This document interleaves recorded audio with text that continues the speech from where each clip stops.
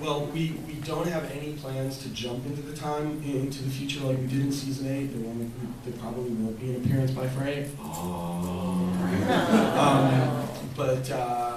But yeah, I mean that remains an open question. That's the kind of thing that we do a lot, is like deliberately set it up so that it's open to interpretation. Whether the events of season 8 and specifically the events of that arc wiped out that whole future. I mean, one of the questions that fans were supposed to be asking themselves after that arc was, does Frey not exist anymore? Did Frey never exist now? So that's a question that we'll answer when we get around to telling that story.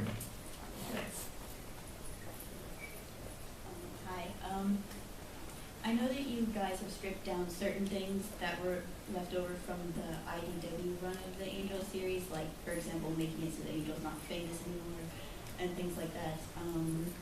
But I was kind of wondering, like, how you mentioned that you were bringing Connor in, and he's a character that kind of got left in a very huge, epic place at the end of IDW, and I didn't know if you were going to try to strip him back down to more like he was in season 5, or if you haven't made a decision on that yet? Or? Well, the thing about the IDW stuff, other than after the fall, is it's sort of like up in the air. I mean, I don't want to contradict stuff in there, but if it doesn't quite fit with where Josh, who ultimately is the, daddy of all these characters, again with the daddy issues, then we might sort of fudge it a little bit. But I'll be honest, I haven't read the later IDW books yet. I've read all of After the Fall and quite a few of them. And I work for IDW, so I have a good relationship with them. But I need to catch up on those and read up and see where Connor got left. But what was he, cosmic or something? Yeah, they were kind of, yeah, like he was off on his, like, he kind of developed a lot more, like, power-wise. They kind of hinted that he was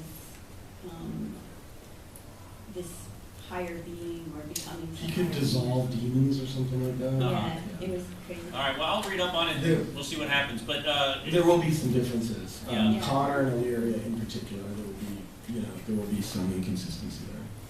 But at the end of the day, I mean, it's not about, it's about telling you a good story with Angel and Connor, and I don't want to give away much, but we will be.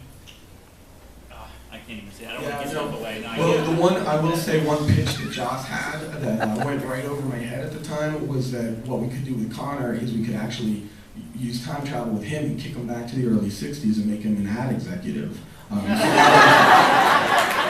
Joss said that to me, and I said, "What? I don't have cable, so now I get it."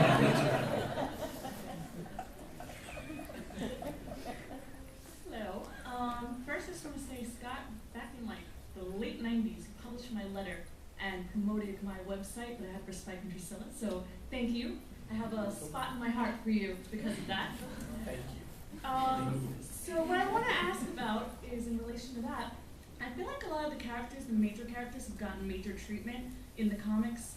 What about Drusilla? Is she ever going to come back, do anything?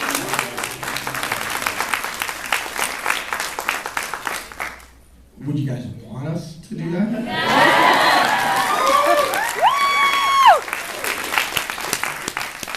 You're just eating out of the palm of your hand, Chris. Maybe, I don't know. He just finished writing issue 3. She's got to crank it out over the weekend, so maybe we'll squeeze her into issue 4. I wrote issue 8. We missed her. Just wanted to say that. No, we missed her too. Okay, yeah, noted. It's good to see that there'd be a lot of excitement about that. Thank you. This is not a Buffy or Angel question, sorry. For the strain, it's only a